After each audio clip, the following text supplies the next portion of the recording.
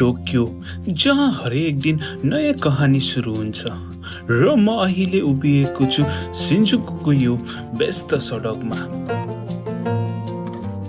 चारैतिर मानिसहरू आआफ्नो गन्तव्यतिर दौडिरहेका छन् र आज म पनि यही भिडसँगै यो सहरको रियल जीवन महसुस गर्न निस्किएको छु।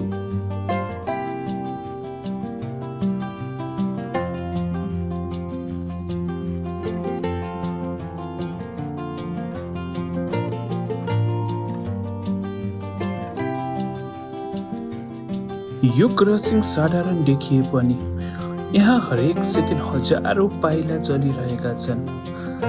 सिग्नल हरियो हुँदा सबै एकैचोटि अघि बढ्छन्, जस्तो कि समयसँग रेस चलिरहेको छ।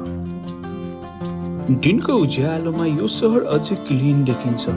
ठुला बिल्डिङ, बिजी सडक र मानिसहरूको इनर्जी, सबै कुरा एकदम रियल।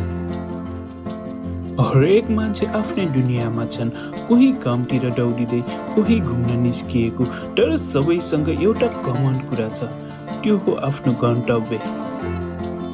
सिन्जुकुमा उभिँदा लाग्छ जीवन पनि यस्तै रहेछ, अघि बढिरहनु पर्ने। यो सहर दिनभरि चलिरहन्छ र सायद हाम्रो यात्रा पनि यस्तै हो। आजको यो सानो क्षण भोलि ठुलो सम्झना बन्न सक्छ। आजको यात्रा यहीँसम्म। फेरि भेटौँला नयाँ ठाउँ र नयाँ भिडियोसँगै।